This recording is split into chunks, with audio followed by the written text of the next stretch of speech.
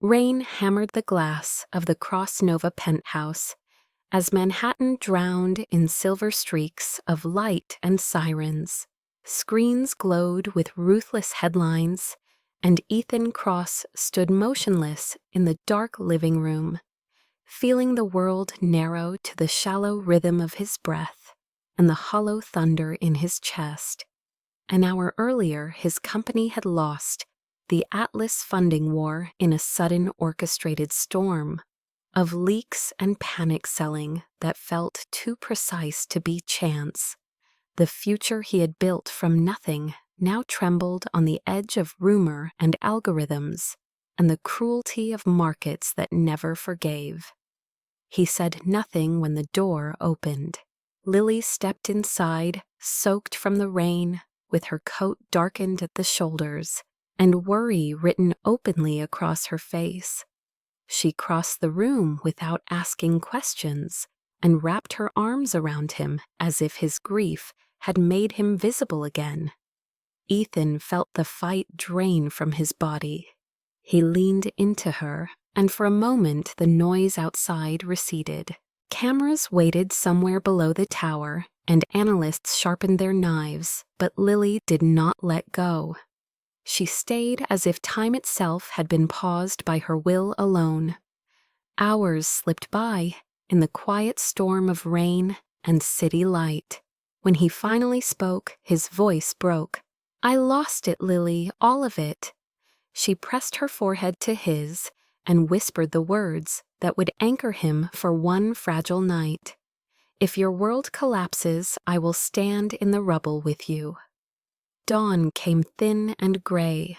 The rain eased, but the damage inside him remained. Lily made coffee with shaking hands and watched him as if he might vanish. He studied her face and told himself this was real, that whatever hunted his company could not take this. They sat at the small table overlooking the river, where barges slid like ghosts through mist. Ethan kept his eyes on the dark water and forced the lie into the world. Lily Cross Nova is bankrupt.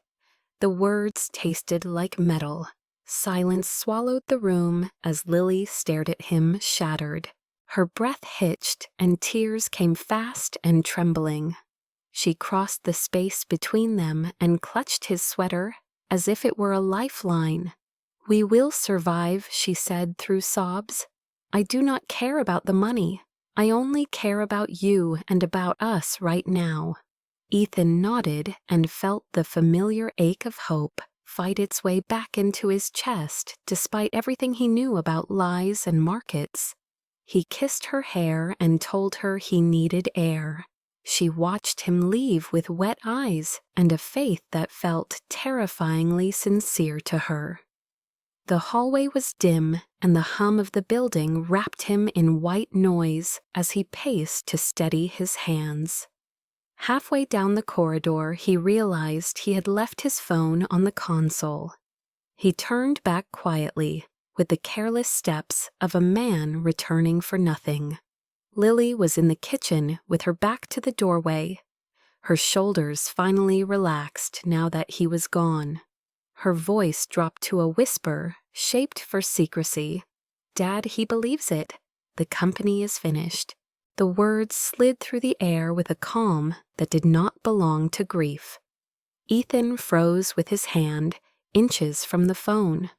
The room tilted and steadied in a sickening sway, as if the building itself were reconsidering where to stand.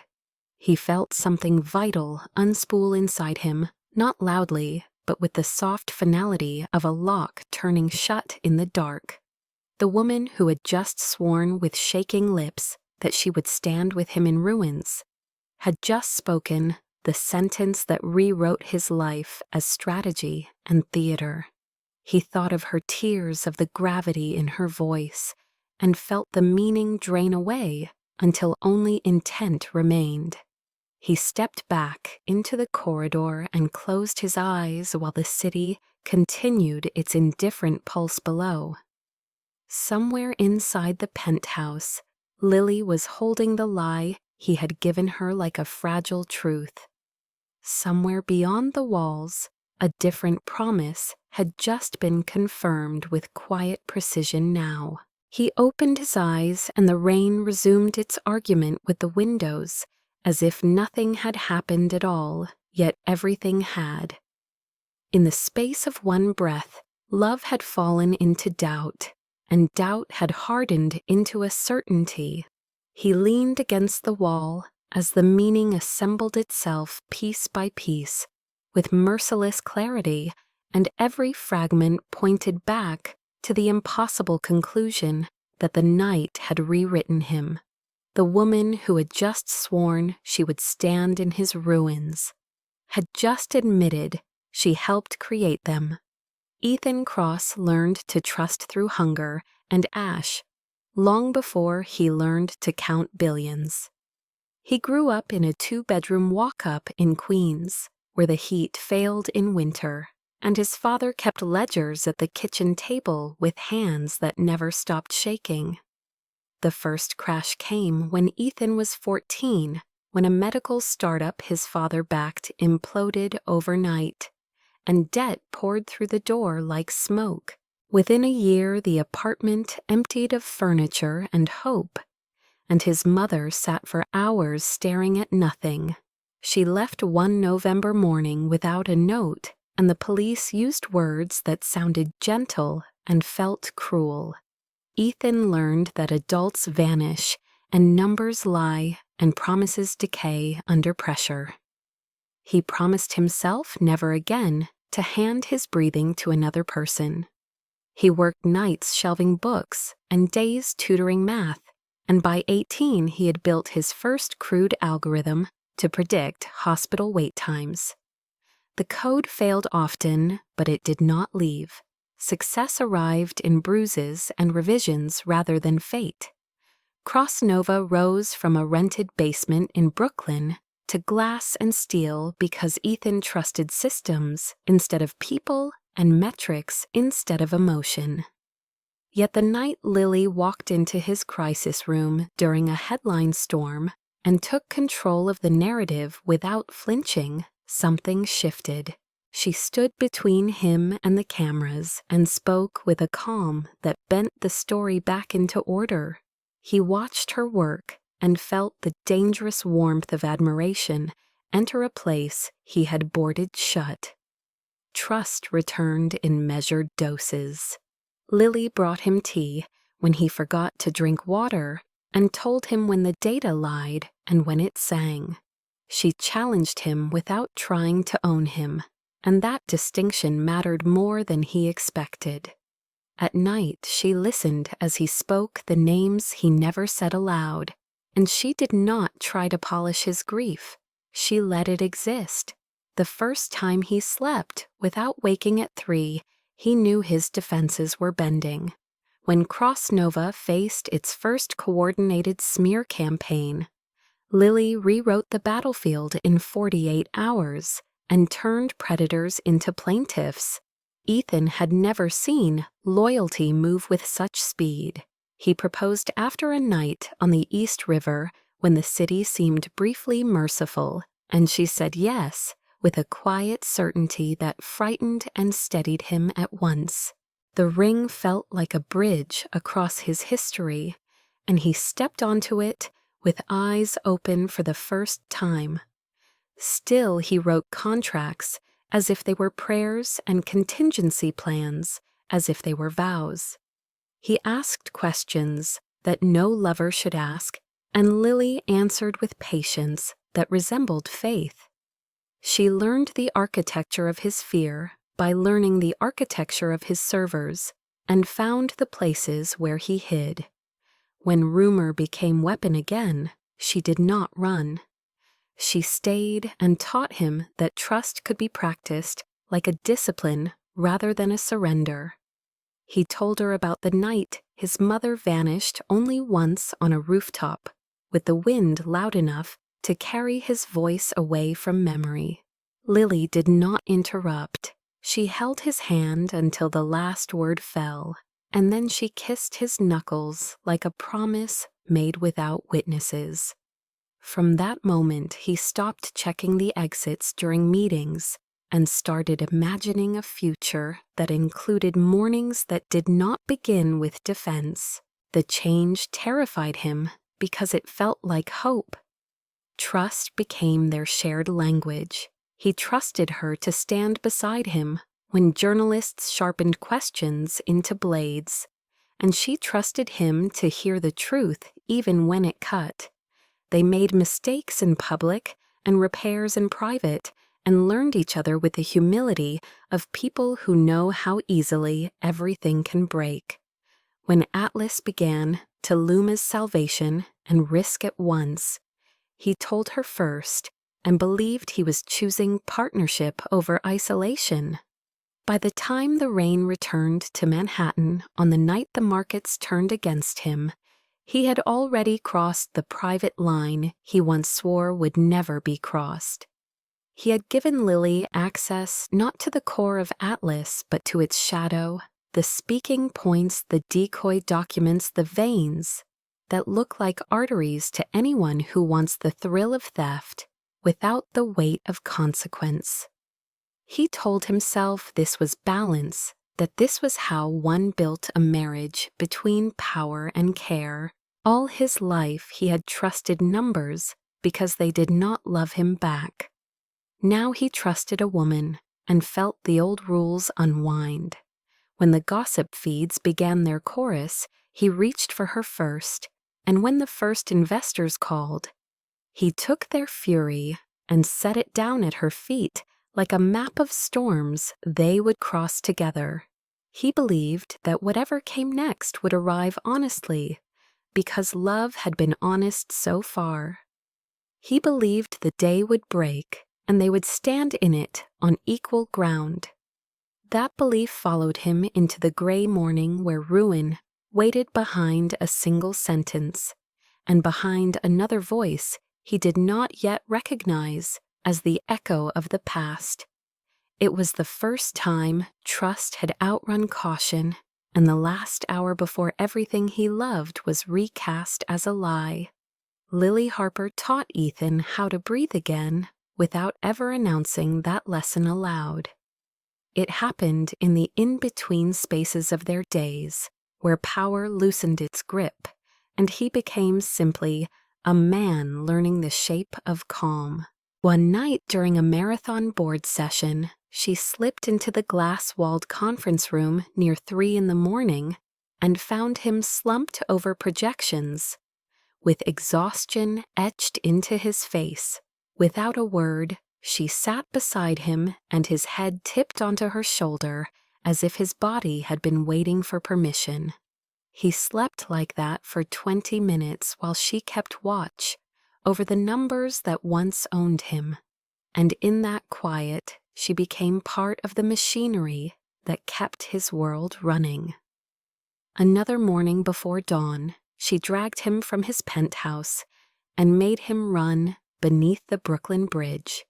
As the river breathed steam into the cold and the city yawned awake, his lungs burned and his legs protested, and she laughed in a way that broke rules he never knew he followed. When he tried to slow, she matched his pace and told him to match her back again. And somehow the man who had built an empire learned how to keep rhythm with another heartbeat. In public, she was controlled and precise, the woman who closed crises with a sentence and a glance. But in private, she was warm in reckless ways that taught him how to be human after years of living as leverage. She made him eat when he skipped meals and sleep when he pretended he did not need rest, and she argued with him when he hid behind inevitability.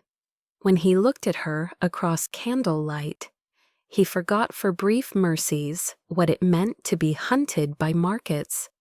She told him he was more than the sum of his forecasts, and he wanted to believe her enough to try.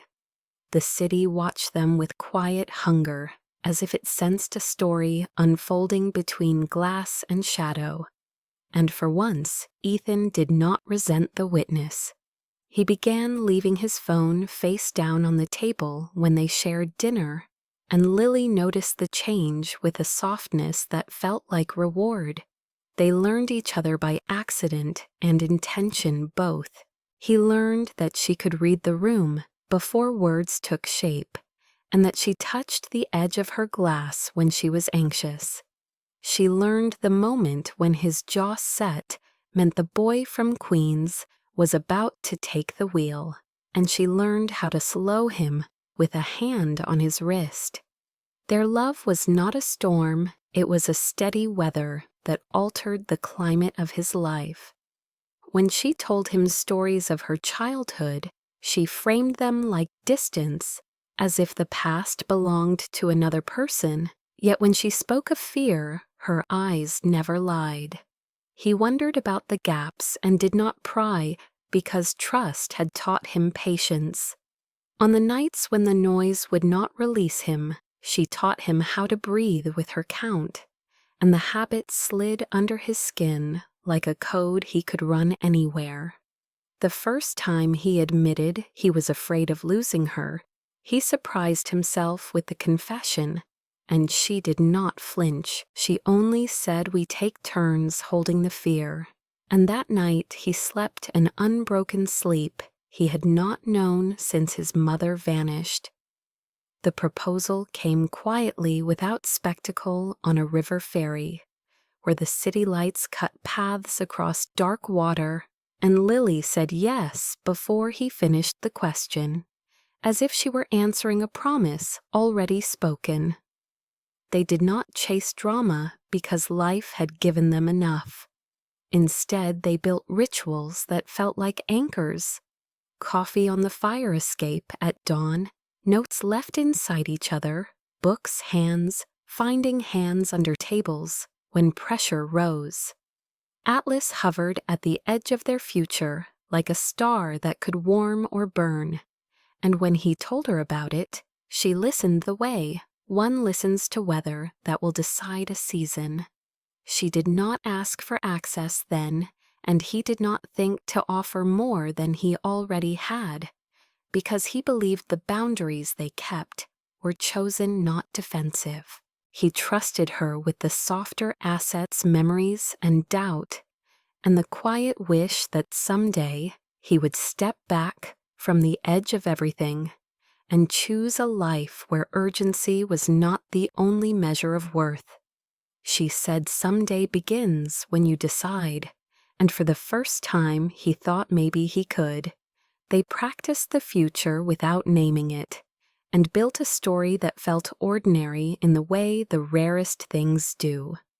When storms came, she stood between him and the cameras like a shield, made of breath and steady eyes, and when the applause faded, she stood with him in the aftermath, where the cost of winning is always counted. He watched her rescue his reputation more than once, and told himself that love and loyalty were two names for the same skill. In the months before the rain returned to Manhattan, he breathed more easily than he ever had, and when the air felt light, he did not question it. He had been raised to distrust ease, but Lily made it feel earned rather than borrowed. He learned to leave work early without guilt, and to wake without dread, and to imagine weekends without strategy. The world did not soften, but his experience of it changed, and that distinction moved like a miracle through his days. If there were shadows at the edge of her stories, he assumed they were the normal architecture of another human life, because he had learned that everyone carries rooms they do not enter often. When she cried over a headline about a tech collapse in another city, he held her and thought she feared for him, and he did not see the other fear yet. By the time he told her he would stake Atlas with his name and his future, she said she believed in him not as a slogan, but as a devotion, and he felt the ancient contract between risk and love sign itself inside his chest. He could not know that the breathing she had taught him was also preparing him to survive the moment when breath would be stolen again. To Ethan Cross, Lily Harper was the woman who gave back his mornings and taught him the unarmed version of strength. And he loved her with the full ignorance of a man who believed the hardest lessons were already behind him. The first time Lily asked about Atlas, it was almost casual, slipped between talk of scheduling and an invitation to dinner, as if she were asking about the weather rather than the crown jewel of Cross Nova.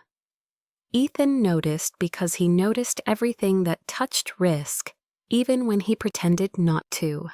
Atlas was not just an innovation, it was a wager on the direction of medicine itself, an AI system that could predict disease before symptoms took shape and change how hospitals triaged life and death. It was also classified, in parts fenced by law, and guarded by people who knew how quickly salvation could become weapon. He hesitated just long enough for her to see, and then he explained what he safely could, framing it as a promise rather than a threat. Lily listened with a different stillness than she brought to other work stories, her eyes attentive but distant, as if she were parsing more than he offered. Later that night, she asked again in a softer way about timelines, about who would sit at the table if Atlas ever merged with another platform. Ethan answered with half-truths that were not lies, and told himself this was not secrecy, it was stewardship. The past had taught him the cost of speaking too early. Days passed, and the question returned in new clothes during a board update when she asked how exposure risk would be managed if a partner company brought in its own data pools. Again, her language was immaculate, and again the query touched Atlas at an angle that felt rehearsed without sounding deliberate. He felt a faint lift of unease and let it go because trust had become habit. When he finally spoke the name Richard Harper, it was because she asked who would lose if Atlas won, and he answered as if naming a storm on the horizon. Harper Dynamics owned a rival suite of data tools, and their founder had been hunting the same future for longer and with fewer scruples. Ethan did not relish the rivalry, he respected its danger. He told her that Harper had turned healthcare into a market of fear years before, and that he would not let Atlas become another blade. Lily went quiet in a way that did not match her usual curiosity, and the silence stretched until he filled it with strategy and a promise that he would not underestimate the man. She nodded and said nothing else, but her fingers tightened around her glass as if the word had cut her. After that, the questions thinned, but did not disappear. They shifted to angles that did not brush Atlas directly, yet never wandered far from its shadow. Ethan caught himself watching the timing of her curiosity rather than its content, and he disliked that he had begun to measure her in the same way he measured markets. The city continued its diplomatic roar beneath their windows, and Cross Nova moved forward with the confidence of a thing that had learned to grow even when hunted. Lily handled a minor PR flare for a hospital partner with ruthless precision and saved them 3 weeks of bleeding, and in the afterglow of clean victory. She asked again about exposure if a hostile media outfit got hold of proprietary correlations. Ethan answered with the comfort of a man confident in his walls, and cited controls and audits and legal teeth sharp enough to deter theft. She nodded again and kissed him before sleep, as if to punctuate the answer. The next week, investigators found a faint ripple in a decoy dataset that suggested someone had brushed the perimeter of something they should not have touched.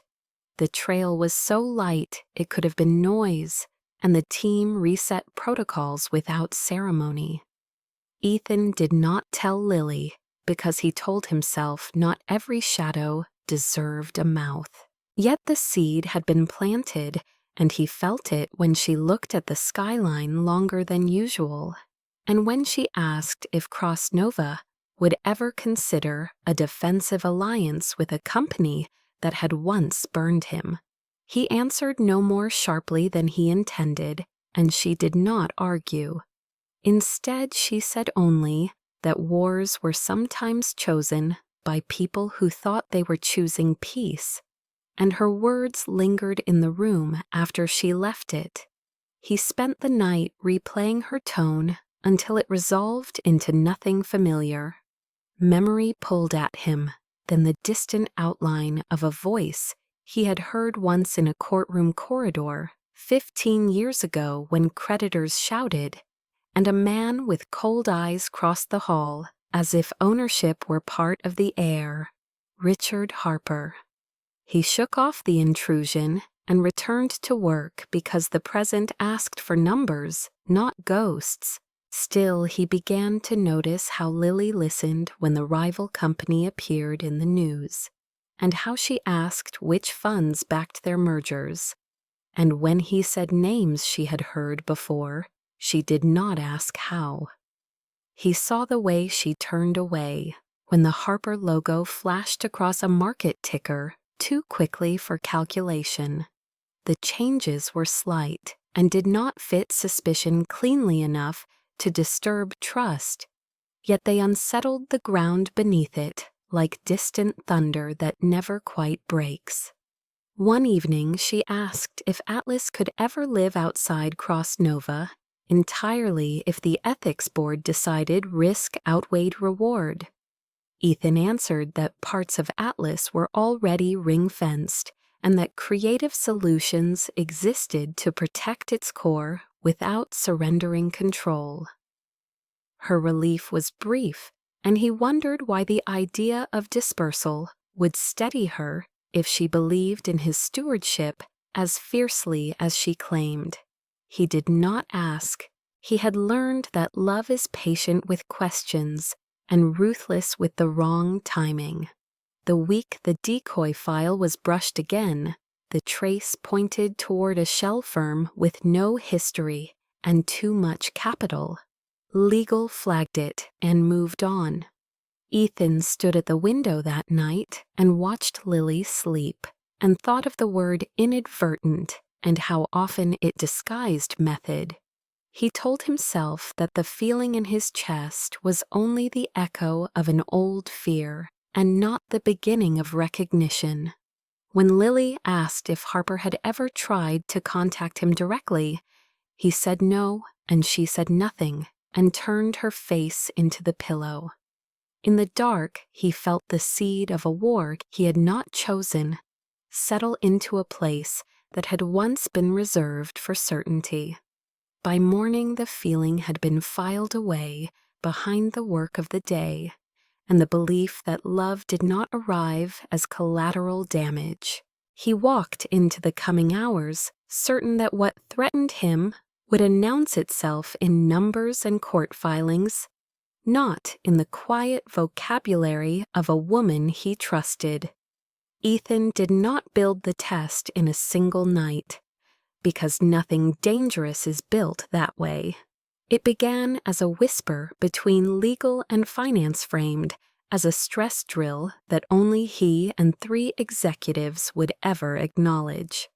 They seeded a rumor into a closed investors' channel with just enough plausibility to invite fear without tripping immediate denials. Within hours, a shadow press blog mirrored it with breathless language, and by morning, 2 analysts hinted at liquidity pressure on air, as if the idea had occurred to them organically. The board reacted with controlled panic that Ethan did not correct, and the market answered with the blunt honesty it reserves for uncertainty. Cross Nova dropped 12% before noon and another 20 by close. The number was not catastrophic in absolute terms, but the velocity was the point, and the point landed. Phones lit up across the building, and the kind of silence that accompanies knife-edge moments moved down the corridors. Ethan watched the tape without blinking and felt the machinery of a willing lie gather force around him. He went home that night with the weight of it folded into his bones, and found Lily waiting with dinner cooling on the table, and worry in the set of her mouth. He kissed her and told her he was tired, and she told him she had seen the stock, and he said the words were not yet ready. In the morning he chose the hour when the city was most awake and least forgiving. Lily stood at the window, watching the river, and he stood behind her and said the line he had practiced until it lost resonance and gained precision. Lily Cross Nova is bankrupt. He felt the sound of the word more than its meaning, as if he had struck a bell beneath his ribs. She turned slowly, and the light caught her eyes as if it were breaking across water. The future drained from her face, and her hands trembled before she reached for him. "We will survive," she said through the first wave of tears. "I do not care about the money. I only care about you and about us right now." The truth of her pain convinced him for an instant that he had imagined what he had heard the night before, and the test threatened to unravel before it could do its work. He held her and felt the sincerity of her fear cross his skin like heat, and that heat nearly burned the lie out of him. He left for a walk he did not intend to take, and returned with the hunger of a man who needs confirmation to breathe. The test required patience after the strike, because the first reflex is not the one that decides. By afternoon, the rumor had become declaration, as 2 funds announced protective exits, and a hostile blogger claimed the exodus proved deeper rot. Ethan instructed IR to say nothing and watch the vacuum do its slow harm. Lily oscillated between steadying him and searching him, and the searching settled for the first time on numbers she had never demanded before. "How long until the lines of credit are called?" she asked with a careful softness. "Which assets are ring-fenced if the holding company goes under?" He answered with fractions and scenarios, and saw calculation begin to overlay compassion like a second face. That night she suggested moving a portion of her personal funds into a separate account in case the worst swallowed everything. He agreed without comment and logged the time of the request. The next day she asked whether it made sense to postpone the wedding until the noise passed, because optics could spook lenders, and he said it might, and noted the speed with which she translated risk into symbolism. The third day she asked directly about Atlas.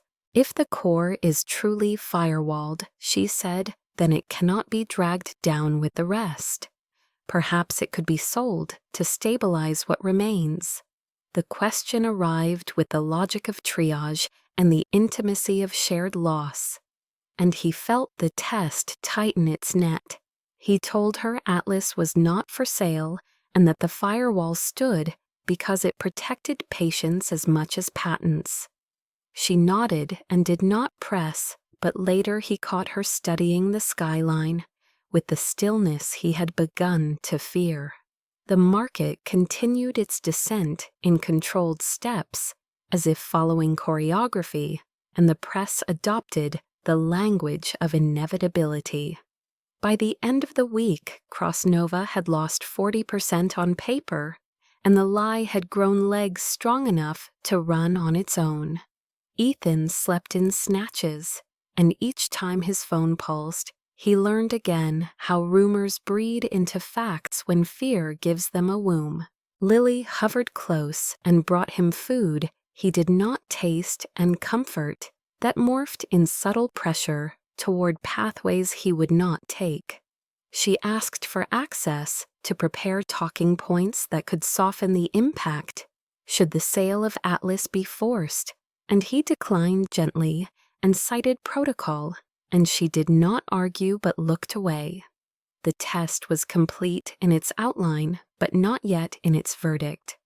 On the 7th night, he told her he needed perspective, and walked the long way home through a city that loves a fall as long as it unfolds in real time.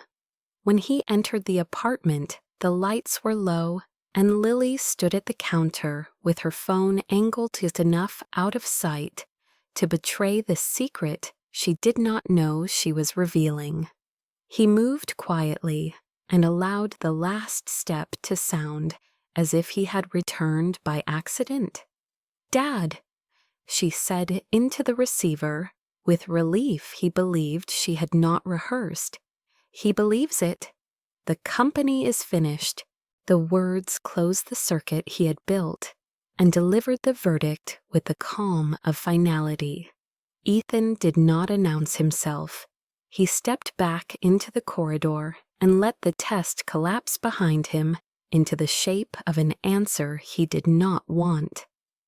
By morning, the world would not change, but the terms on which he met it had.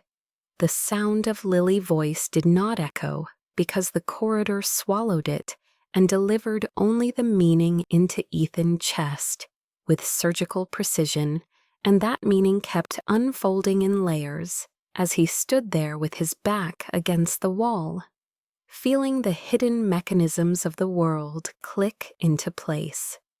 He heard the faint murmur of a man on the other end of the line, restrained, authoritative, impatient, and the timbre sent a shock through memory that reached back 15 years to a hallway outside a Bankrupt office, where his father had stood with empty hands and a stranger with cold eyes had passed like gravity itself. Lily turned slightly as she listened, and her reflection flickered in the black glass of the kitchen window, looking composed, relieved, almost grateful. And Ethan understood that the relief was not for her future with him, but for the success of a transaction he had never consented to. "Once Atlas is merged," she said in a low, precise tone, "Cross Nova dies," and the words stunned him with their economy, because they described a decade of work disappearing into a spreadsheet of other people profit with the clarity of a kill order. The man replied with approval that did not bother with disguise, and Ethan recognized the cadence before the name arrived, because the voice carried the same arrogance that once taught him what it meant to lose a home. "Good, just like we planned," the man said, and the pronoun collapsed hope into evidence. Ethan's breath slowed to a discipline he learned when panic first threatened his lungs as a boy, and he counted as Lily spoke again, giving details she had never given him, timelines that mirrored his own worst forecasts, leverage points that aligned too neatly with the shadow maps he carried in his head.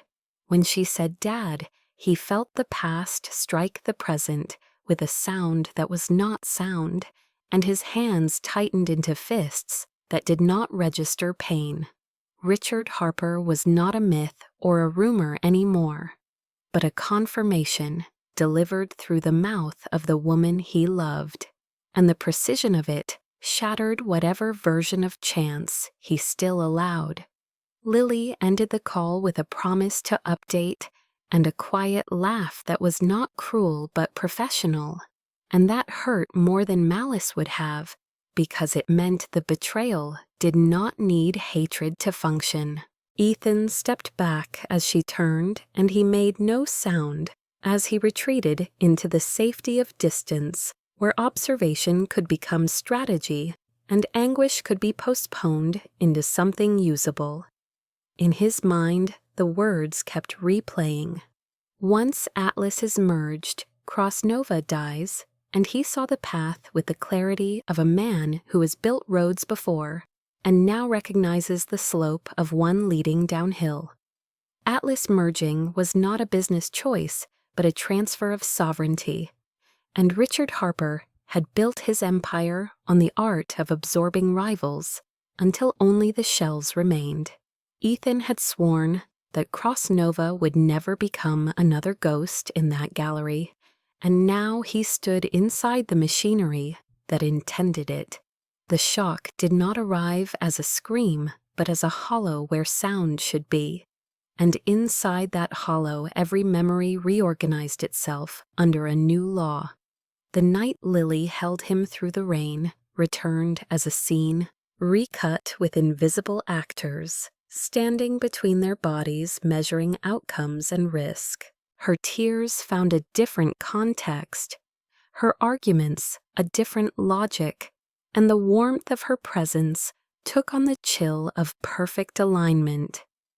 He wondered briefly if she had ever meant the vow she had whispered to him, and then discarded the question because the answer would be a story either way, and stories were a luxury he could not afford.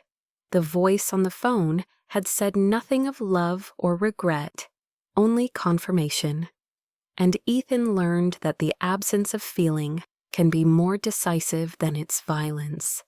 He walked the length of the hallway and into the elevator without pressing the light that would announce his movement, and the doors closed on the apartment that now held a truth he was not ready to confront aloud.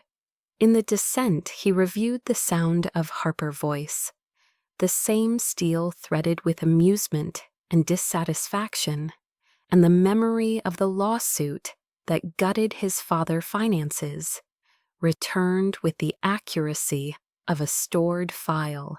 Harper had not simply won that battle, he had carved a life from it, and the carving had cut into Ethan's childhood with permanent effect.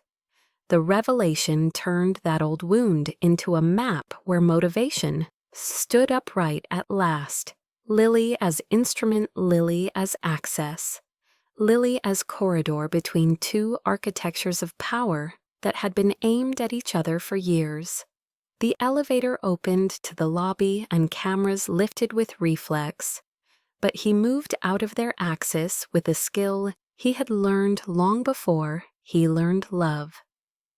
Outside the building, the city continued its argument with rain and traffic, and nothing in its language acknowledged the war that had just declared itself in whispers.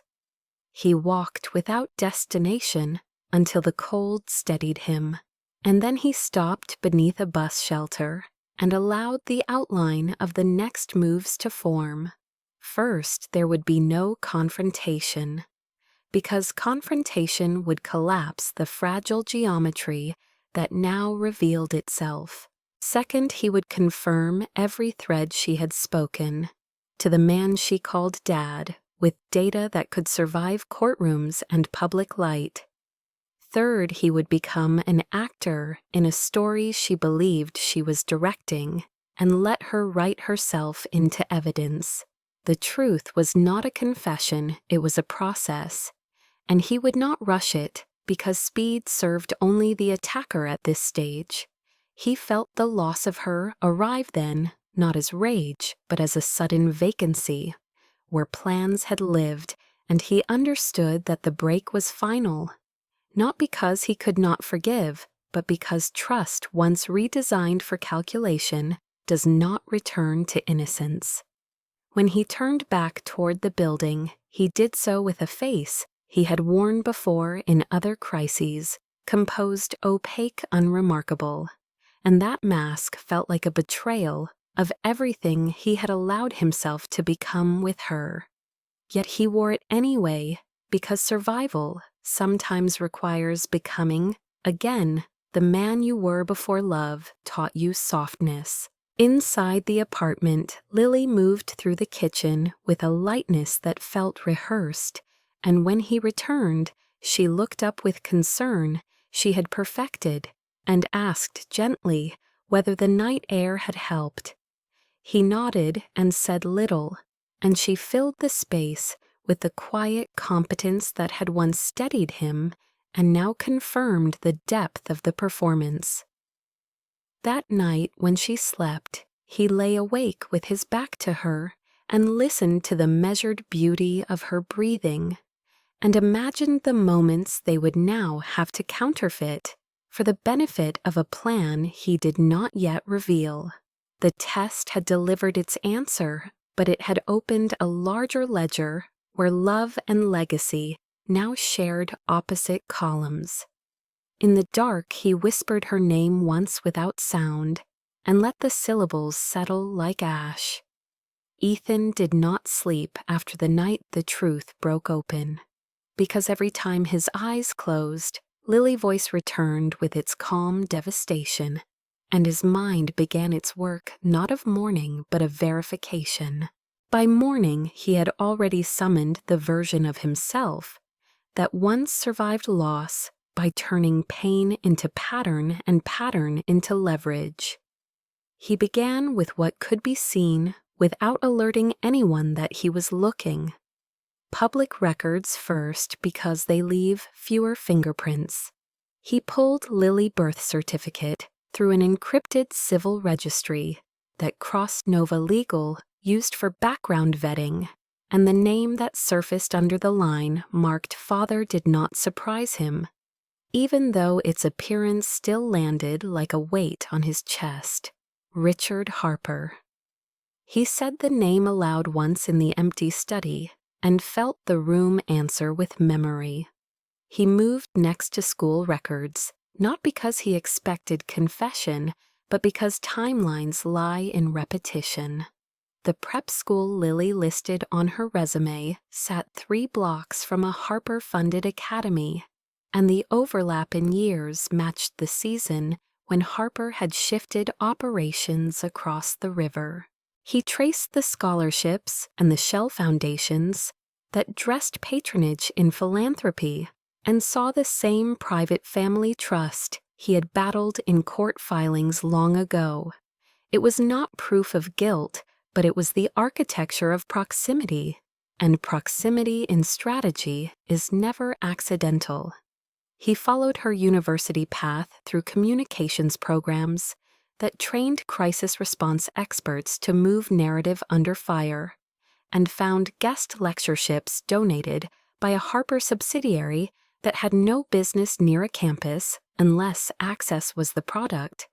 None of this proved intent, but intent is not a single document. It is a gradient you move down until the slope declares itself. While the city carried Lily to her meetings and back into his arms each night, Ethan mapped the quiet space between who she said she was and what the records suggested she could be. He did not confront her because confrontation teaches the other side what to fix. Instead, he watched for leaks that only someone with her vantage point could produce. Within days, a micro-movement appeared in a sandbox environment tied to Atlas decoy models that mirrored a question she asked a week earlier about exposure in a merged data pipeline. The activity itself was harmless, but its alignment with her curiosity tightened the pattern. He compared timestamps and saw the access windows syncing with the hours she worked late, under the guise of drafting press contingencies. A coincidence can be forgiven twice, but not 3 times without either blindness or courage, and Ethan chose neither. On the 4th night, he sat alone with the wall of screens and opened the old case files from his father fall. Harper Dynamics had not simply outmaneuvered a competitor, they had anticipated regulatory shifts with a precision that could only be achieved by standing inside the room before the rules were written. The loss had not been a single act. It had been the confluence of a dozen soft touches delivered by people who never appeared on the record. He laughed then, a short sound without humor, at the symmetry of it all. The man who had gutted his childhood now owned a path through his marriage. The cruelty of that geometry did not scream. It arranged itself neatly. When Lily returned that evening with a casserole, she said the neighbor had insisted she take, and asked him why he looked tired, and he almost told her everything simply to feel the weight of truth unburden itself from him.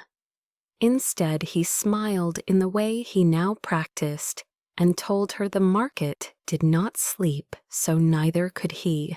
She touched his cheek with a tenderness that still reached him, despite what he knew, and he felt the betrayal deepen, not because of sex or greed, but because she still knew how to be kind. A part of him wanted to believe that kindness was the real Lily, and the other half only a role assigned from birth, but the ledger of evidence kept growing and led away from innocence.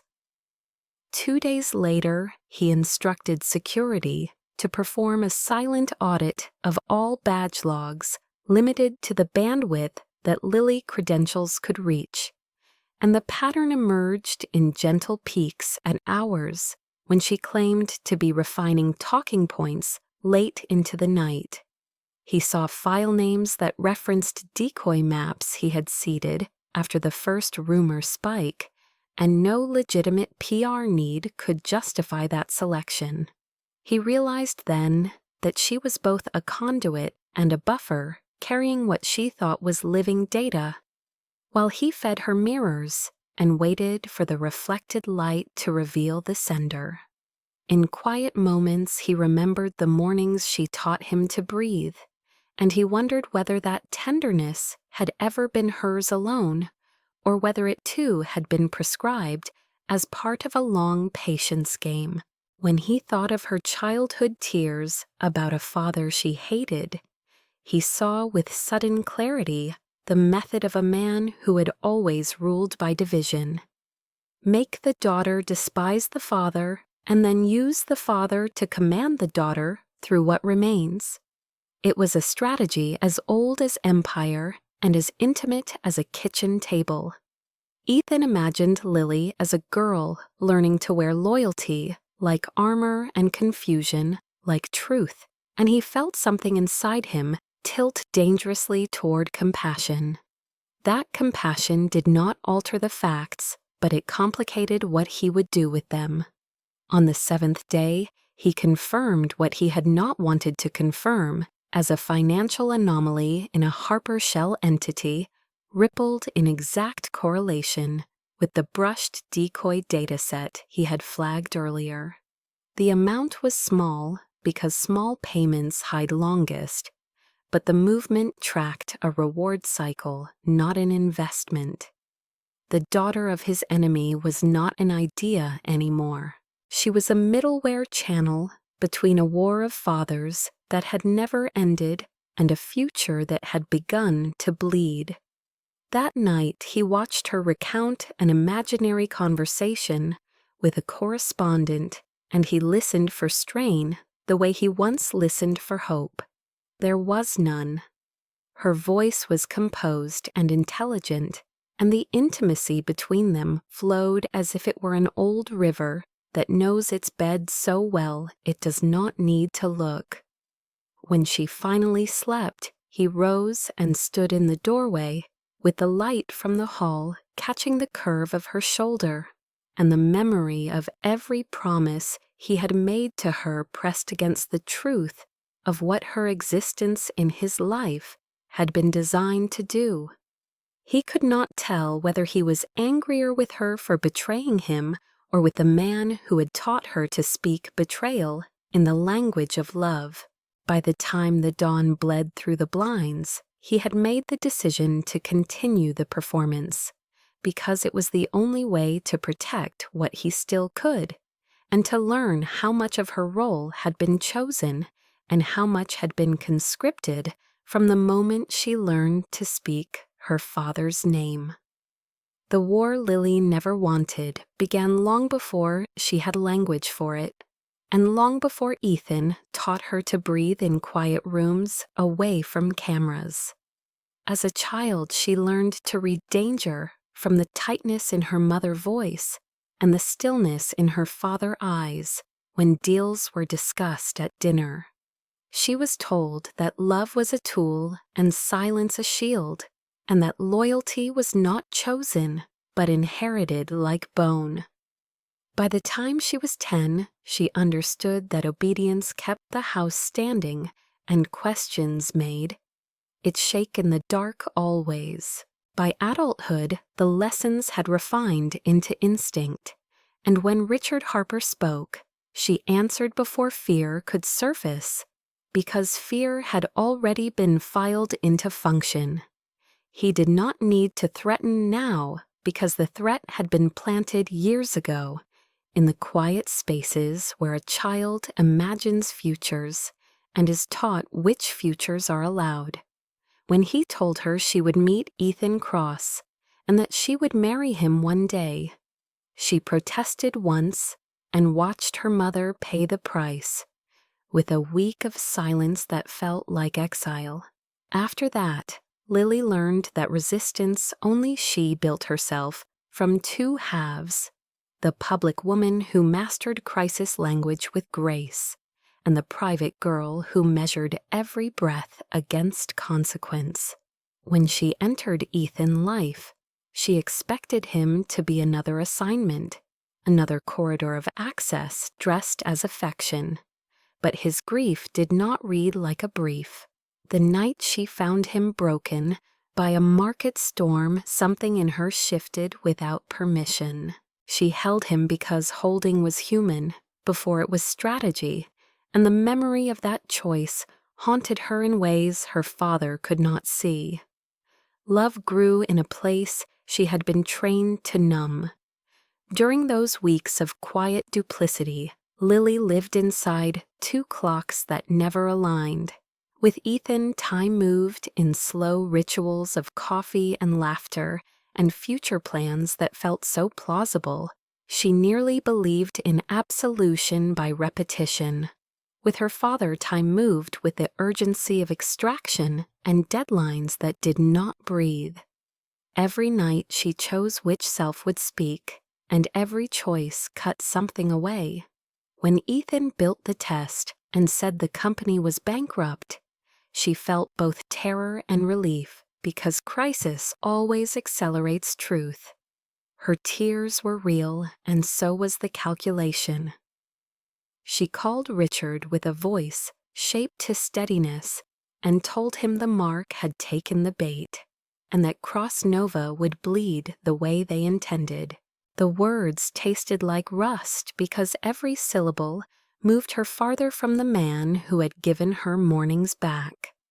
Richard approved with numbers and questions that treated lives as columns, and she answered because she had always answered when he framed the world as math. After the call, she sat in the dark and pressed her palms to her eyes until stars burst behind the lids, and she asked herself whether love. When Ethan began to shift his behavior into the careful neutrality of a man preparing for impact, she felt it before she could name it, because she had grown up reading those signs in another household. He became quieter in his questions, more formal in his touch, and she responded with an intimacy she hoped would disarm suspicion without betraying terror. Each look between them carried double meaning now, and the weight of that split bent her posture. She wanted to tell him everything and ask him to save her, but she also knew that confession would ignite exactly the chain her father desired to finalize, and she could not bear to hand Ethan to that fire with her own mouth. The war she never wanted closed its circle around her with the quiet precision of an answer arriving too late to be refused. At night she lay beside Ethan and tried to memorize the lines of his face, as if memory could substitute for choice. And sometimes she wept without sound, because sound would open the door of questions she could not survive. In daylight, she performed competence and loyalty so perfectly that even she almost believed in the version of herself she projected, and the almost was the blade that kept her awake version of herself she projected, and the almost was the blade that kept her awake until dawn. She began to plan a retreat that did not yet exist, looking for fractures in her father control that might allow her to choose Ethan without destroying her mother. Every option ended in loss, and she learned the mathematics of despair with the same rigor she had once applied to spin. When the market accelerated and cross-nova numbers fell with theatrical cruelty, she felt the walls closing because her father would press now for the final extraction. She told herself that once Atlas transferred, she could return to Ethan with nothing left to steal and beg for whatever mercy he had left. Hope took the shape of a conditional transferred.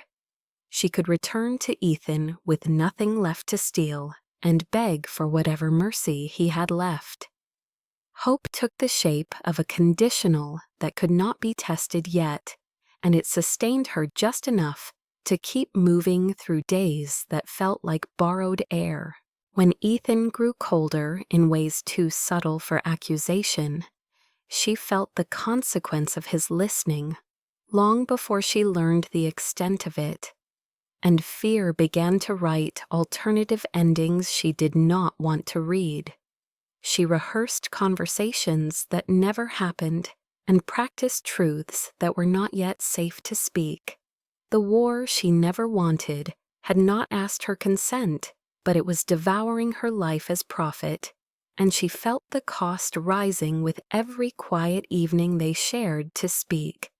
The war she never wanted had not asked her consent, but it was devouring her life as profit, and she felt the cost rising with every quiet evening they shared.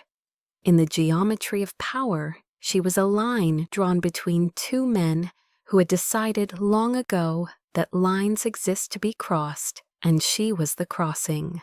She loved Ethan in the only way she knew how to love, by standing close to the fire and hoping to pull him back before the burn claimed him. Each night she told herself that tomorrow would be the day she would choose him openly, and each morning she woke to the same bargain waiting with patient teeth.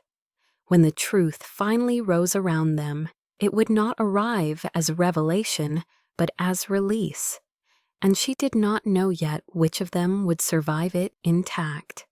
The day her father empire fell began without spectacle, just a silent dawn over Manhattan, and a cold wind that carried the scent of rain and endings. Ethan woke before the sun, not because he had slept, but because vigilance had replaced sleep entirely. In the hours since he confirmed Lily connection to Harper Dynamics, he had worked with the precision of a man who no longer had the luxury of doubt. Through the night, he assembled a lattice of evidence that would withstand scrutiny in any courtroom, and moved it through secure channels to a federal contact who owed him favors from a past collaboration on data privacy reform. By morning, the FBI task force responsible for corporate espionage had already opened a sealed investigation into Harper Dynamics and the shell companies that served as its bloodstream. Ethan watched the city come alive from the penthouse window while Lily still slept in the room behind him, unaware that the world she had been forced to serve was beginning to collapse. He felt no triumph, only the heaviness of a man who had loved deeply and now had to dismantle an empire built on the same foundation that once destroyed his family. His father face appeared unbidden, drawn, and tired in the memory of bankruptcy court hallways, where Richard Harper had walked with calm disdain. Now the consequences had finally circled back with federal precision. When Lily woke, she found Ethan dressed immaculately calm in ways that unsettled her. She asked if something had shifted overnight, and he told her he needed to visit the office for a few urgent updates. She kissed him with a tenderness that ached, and he let her because it might be the last morning he felt her affection unfiltered by truth. He left before she could see the sorrow written beneath his composure. At Cross Nova headquarters, he met with 2 federal agents in a classified conference room designed for crisis containment. They spread the evidence across encrypted tablets, leaving no physical trace. Ethan explained the decoy files, the mirrored access points, the payment trails that threaded from Harper subsidiaries to shell entities to a handler who communicated with Lily during peak access windows. The agents listened without interruption, taking notes in sparse codes, while Ethan laid out the path of infiltration with the same clarity he used when pitching Atlas to governments. When he finished, the lead agent, a woman with stern eyes, looked up and said, "This is enough to trigger a coordinated seizure of Harper servers and an arrest warrant for corporate espionage and attempted technological expropriation." Ethan nodded because victory was not the word he would use for this. It was simply justice delayed beyond any reasonable limit. The raid began at 10:43, a coordinated strike across 4 cities, timed to the millisecond. Ethan watched from his office window as agents in tactical suits moved into the Harper building across the river, seizing servers, isolating executives, freezing accounts. News cameras were kept at a distance, and reporters swarmed like birds sensing a storm. Within an hour, the markets trembled with speculation, and by noon, Harper Dynamics stock plunged through circuit breakers, stopping trades 3 times as whispers turned into recognition. Screens across the country flashed the same headline: "Federal investigation targets Harper Dynamics in major espionage case." Lily saw it just after lunch. She was in the apartment preparing a crisis response for a hospital client when the alert lit her phone with a sound she had never heard before, a metallic chime reserved for catastrophic news. She tapped the screen, and the headline opened with relentless clarity. Her breath left her body as if punched out. She sank into a chair, gripping the counter as the room tilted. For a moment she could hear her father's voice in memory, harsh and instructive, telling her that loyalty was life and betrayal was ruin. Now ruin had arrived in the shape of a federal seal. Her first instinct was to call her father, but her hands shook too violently to hold the phone. Her second instinct was to call Ethan and ask him if this was real, if this was survivable, if he still existed on the side of the world she could reach. She chose neither. She simply stared at the headline while her pulse raced like a trapped animal. At Cross Nova, Ethan received the confirmation text from the lead agent Harper in custody en route to federal facility, and he closed his eyes as the past settled into place. Richard Harper arrest did not feel like revenge. It felt like the end of a narrative written by a man who believed he could build power on the bones of others and never pay the cost. Yet Ethan's next thought was not of Harper, but of Lily, because her life had just collapsed under the weight of a war she never chose. When he arrived home, the apartment was silent except for the television, broadcasting the raid in looping angles. Lily stood barefoot on the living room rug, her face pale, her mouth trembling as she tried to speak. "Ethan," she finally whispered, her voice breaking on his name. He did not move toward her. He stood in the doorway, with the restraint of a man who had spent all emotion hours before. "You knew this was coming," she said, not as accusation, but as revelation. He nodded once, her knees buckled slightly, and she gripped the back of the couch to keep from collapsing. "My father," she whispered, "they are going to destroy him." "No," Ethan said evenly. "He destroyed himself." She swallowed hard, trying to find breath. "Did you do this?" she asked more softly than he expected. He held her gaze without cruelty. "I protected what he tried to steal again." Lily closed her eyes, and 2 tears slipped down her cheeks. When she spoke, her voice was almost childlike. "Is he alive? Did they hurt him?" "He is alive," Ethan said, "and he will face the consequences of everything he has ever done." She opened her eyes, and the sorrow in them cut deeper than betrayal ever had. "Ethan, I never wanted this war," she said, her voice almost trembling apart.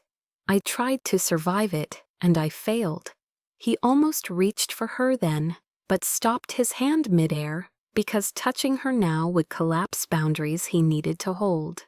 "It was never your war," he said, with quiet steadiness. "It was his. It always was." Lily sank onto the couch and covered her face with her hands. Her world was gone. Her father was in custody, and the man she loved was standing across the room with a truth she was not yet strong enough to face. Outside, cameras gathered like thunder, waiting for statements from the remnants of an empire that had finally fallen. Inside, the woman who had carried secrets like weapons tried to remember how to breathe in the ruins she never intended to build. Lily spent the first night after her father's arrest sitting on the floor with her back against the couch, while the apartment filled with the quiet hum of news helicopters outside and the colder sound of her own thoughts inside. Ethan did not leave, but he did not sit beside her either. He stayed across the room at the table where plans used to be drawn, and now only space remained.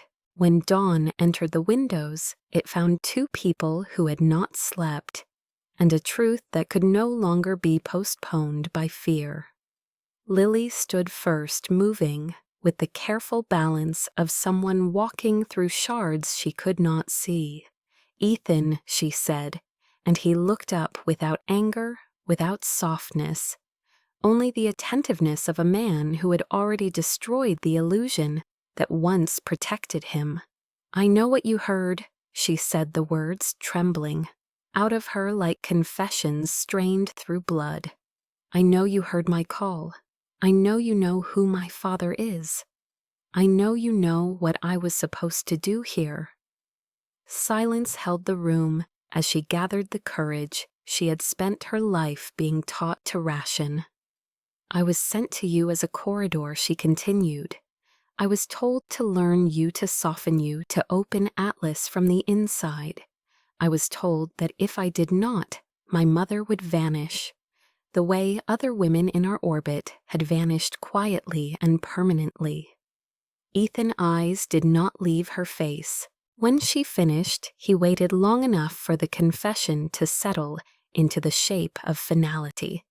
Then he spoke with a restraint that weighed more than fury could. "How long did you intend to keep doing it?" he asked. Lily shook her head in helpless rhythm. "Until I could stop him," she said. "Until Atlas merged and there was nothing left for him to steal.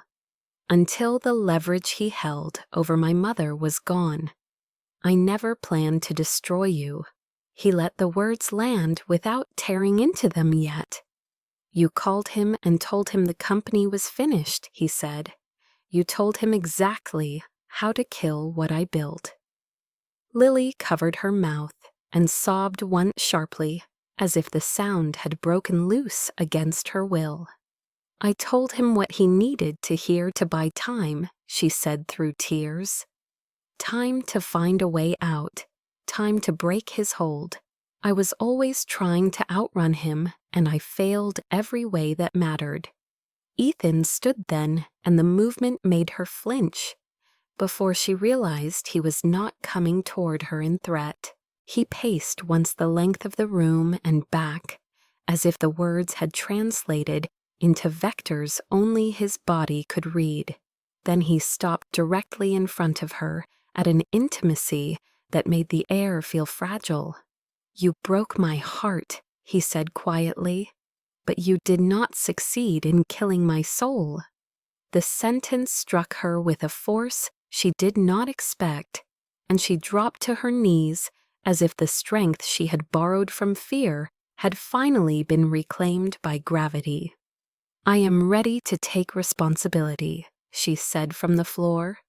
"I will accept whatever charges they bring. I will testify against him. I will not hide anymore." Ethan watched her collapse before him and felt the last seam of the woman he had loved tear into something else, not contempt, not forgiveness, but clarity. "You will not go to prison today," he said. She looked up in disbelief. "Why?" she whispered. "Because coercion is a crime," he answered. "And because every threat your father ever used is documented now." He reached into his jacket and placed a file on the table between them. "Your mother is under protective custody already," he said. "She was extracted the moment the warrant was issued. She is safe." The word safety detonated inside Lily's chest, and she cried without shame for the first time since childhood, because the axis of her life had just shifted from fear to consequence, and the transition contained both loss and air. "Why would you do that?" she asked through shaking breath. "After everything I did to you." Ethan's voice did not harden when he answered because it no longer needed armor. "Because saving her saves you," he said, "and because punishing you for being trapped would only extend your father power into another generation." Lily crawled forward until her hands touched the base of the table, as if it were solid ground in a world that kept dissolving. "I loved you," she said hoarsely. "I love you still. That truth is not a strategy." Ethan did not retreat, but he did not reach for her either. "Love does not erase damage," he said, "and it does not obligate me to forget." She bowed her head and nodded, because this was the answer she deserved, even if it was not the one she wanted. Later that day, federal agents arrived to formalize her testimony. She spoke for hours without mask, without polish, without the careful distance she had once used to survive. She detailed the orders, the threats, the layered infrastructure of control that had shaped her since adolescence. Each admission loosened the hold of secrecy and replaced it with the strange lightness of exposure. At sunset, when the agents left, she stood alone in the apartment as if awaiting a verdict that had already been pronounced by a court of one. Ethan said nothing until night had fully claimed the windows. Then he told her what would happen next. "You will have legal protection and immunity conditioned on full cooperation," he said. "You will rebuild something small and honest, far from where your father's shadow can reach.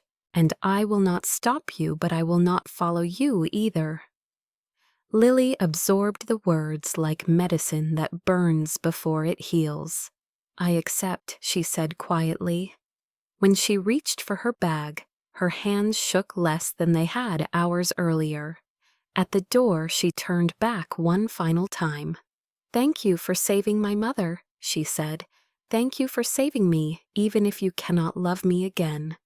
Ethan's eyes met hers with a steadiness that did not hide sorrow. "I loved you when I believed you were free," he said.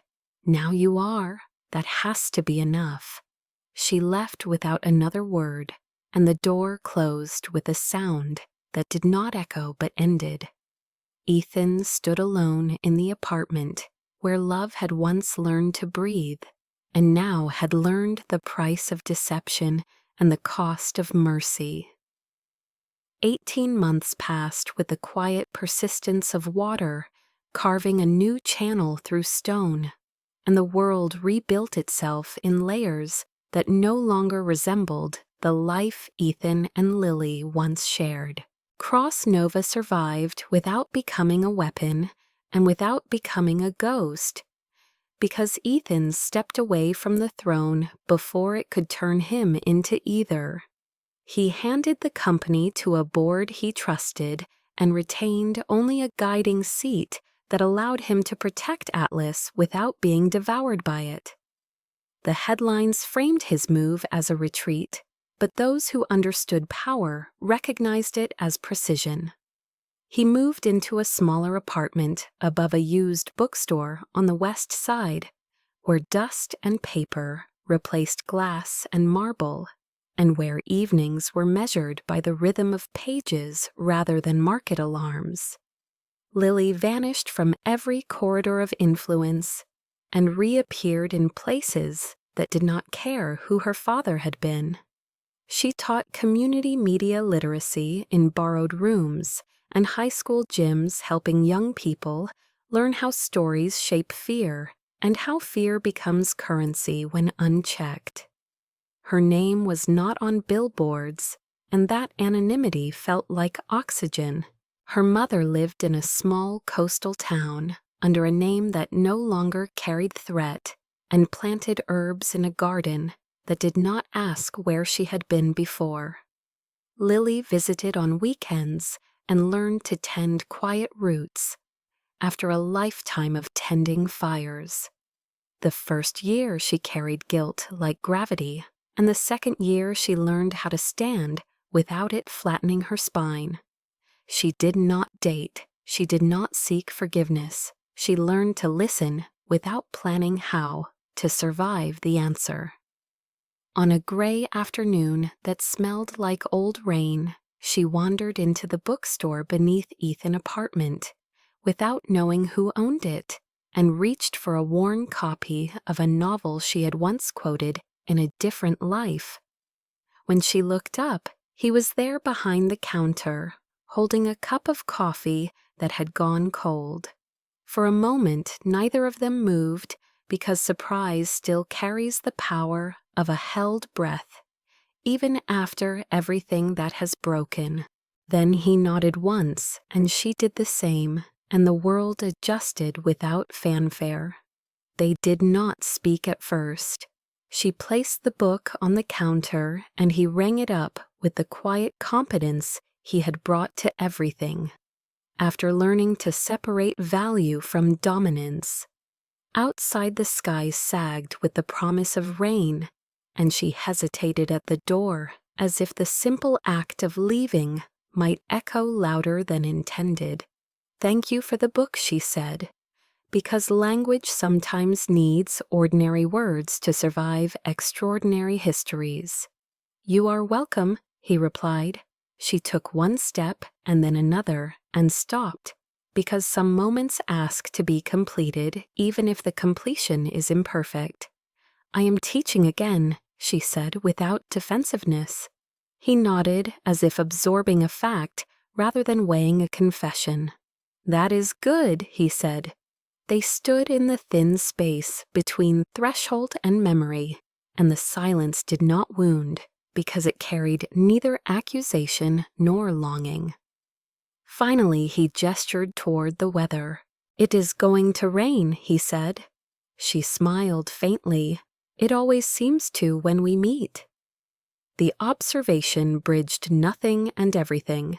He surprised himself then by asking if she would like to walk a block for coffee, because choosing neutrality forever is another kind of strategy, and he had learned the cost of that too.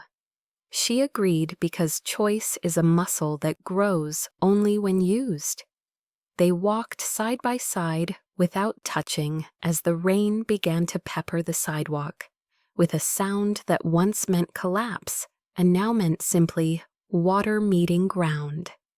Over coffee, they spoke of small things first: the bookstore, the students.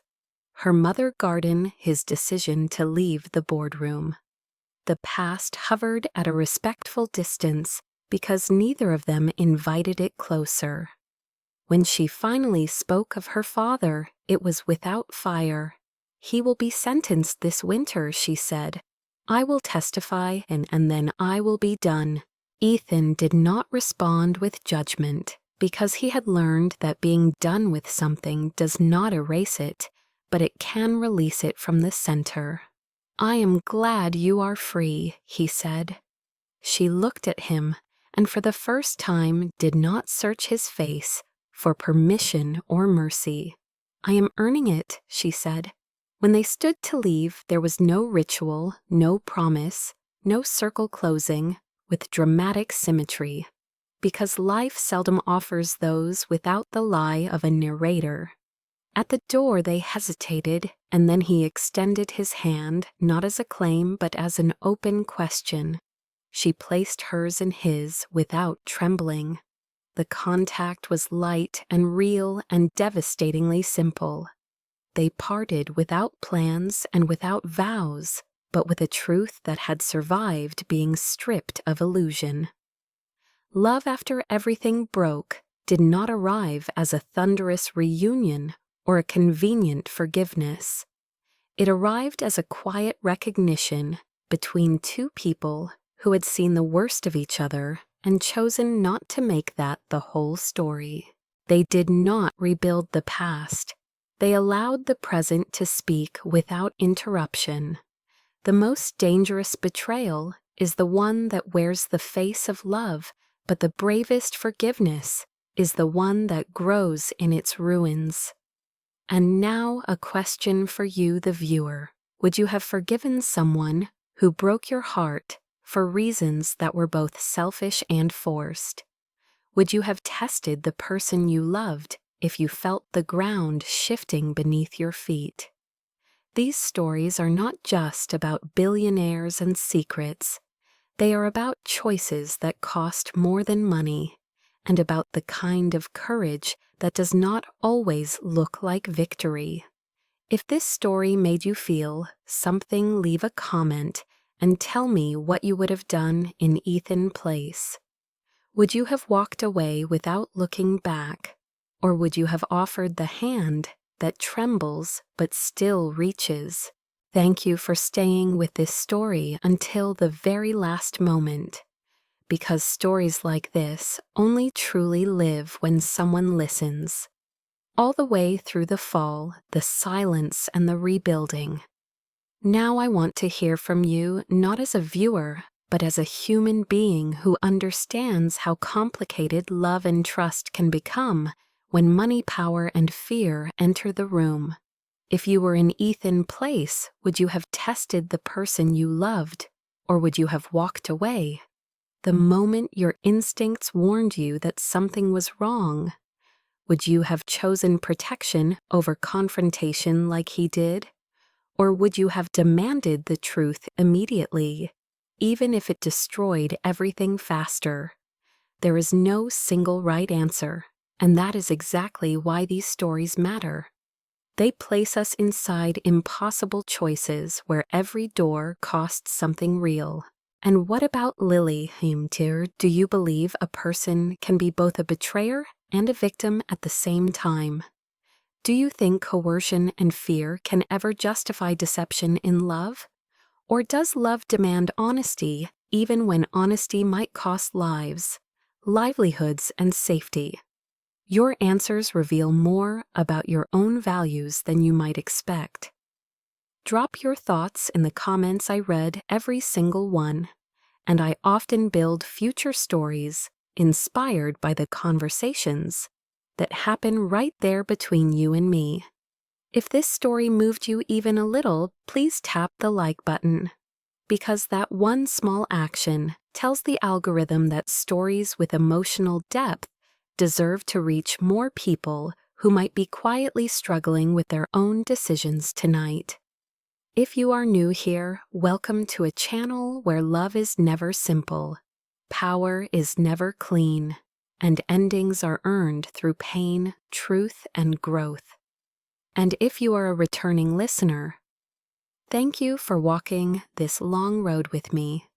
Again, your presence here truly matters. Make sure you subscribe and turn on notifications so you never miss the next story, because the next one will take us into a completely different world with a completely new test of the heart, one where the lines between loyalty and survival will be even harder to see.